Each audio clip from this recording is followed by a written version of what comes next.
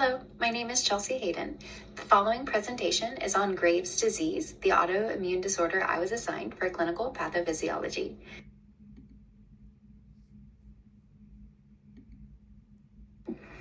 Disease process.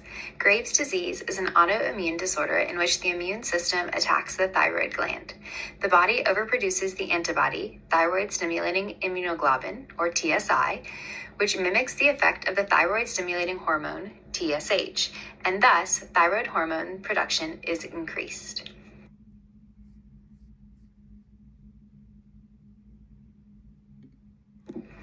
Disease process. Graves' disease.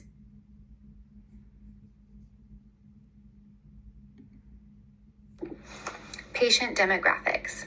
Women are far more likely to present with Graves' disease than men. The typical age range is 30 to 60, and women are affected 5 to 10 times more than men. 1% of the U.S. population are affected with Graves' disease, and it is the underlying cause for 50 to 80% of hyperthyroidism in the United States.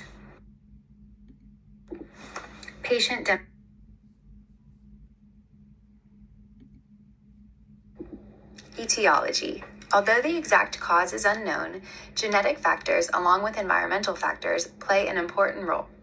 Potential triggers, viral and bacterial infections, hormonal changes in women, and the environment you live in. Environments with iodine levels that are much higher than normal give you a greater risk of developing Graves' disease.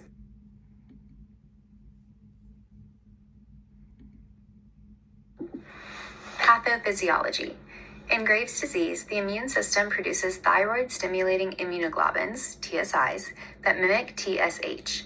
TSIs bind to TSH receptors on the thyroid gland, stimulating it to produce extra thyroid hormones, T3 and T4, despite input from the pituitary gland. High thyroid levels suppress pituitary TSH production, but the TSIs keep stimulating the thyroid anyway.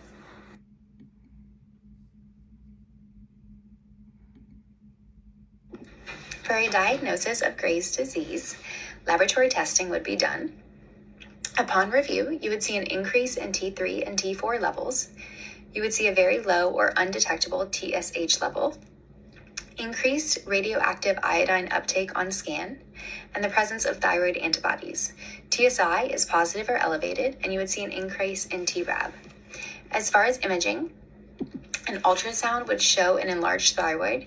This is known as goiter, which you'll see as an image later in my presentation. It's a big, large lump in the throat. And then a laryngoscopy is used to examine the vocal cords, which can be affected in Graves' disease. And then, of course, you would need a full medical history and physical examination of the patient. For a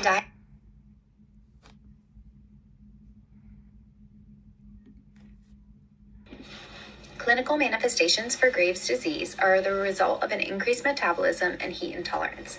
These clinical manifestations include anxiety, tremors, and restlessness, weight loss, excessive sweating or diaphoresis, increased bowel movements, nervousness, tachycardia or elevated heart rate, dyspnea or shortness of breath, Graves' ophthalmopathy, and goiter or the thyroid mass seen on the image here in the throat.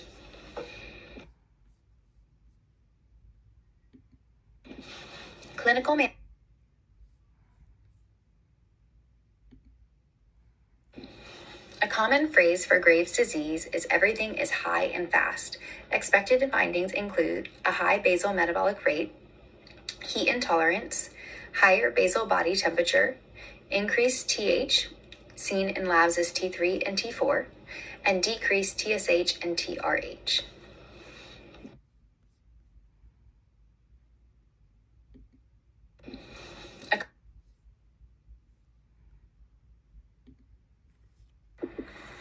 The standard treatment for Graves' disease involves anti-thyroid medications such as methimazole or profilithoracyl PTU.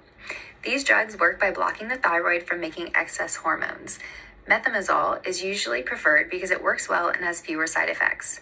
The goal of treatment is to bring the thyroid hormone levels back to normal and relieve the patient's symptoms. Treatment usually lasts about 12 to 18 months.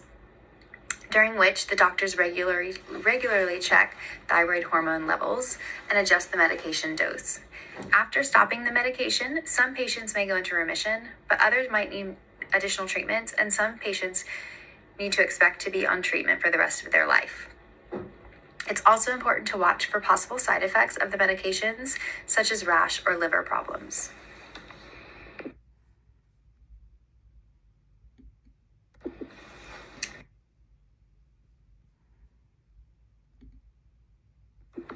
Nursing care for a patient with Graves' disease includes obtaining a complete and accurate patient history, assessing for signs and symptoms of hyperthyroidism, obtaining a psychosocial assessment as the patient may be struggling with anxiety, nervousness, and other emotional issues, providing emotional support if needed, administering medications as prescribed, and monitoring for adverse effects of medication such as fever, sore throat, and throat ulcers.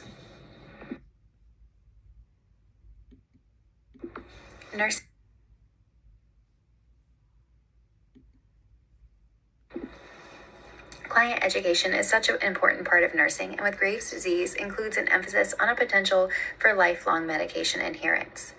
We must also educate our patients on the signs and symptoms of both hypo and hyperthyroidism so that patients know when they need to contact their healthcare provider. Education on the necessity of regular TSH monitoring is important, as well as dietary considerations. And again, always safety. Clients with hyperthyroidism should avoid cold medicines that contain alpha adrenergic agonists.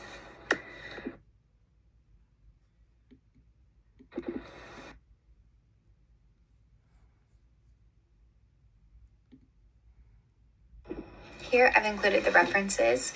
Most of the information was taken from our textbook, Understanding Pathophysiology, but there are some other websites that I did some research on, such as the Mayo Foundation, as well as the Cleveland Clinic.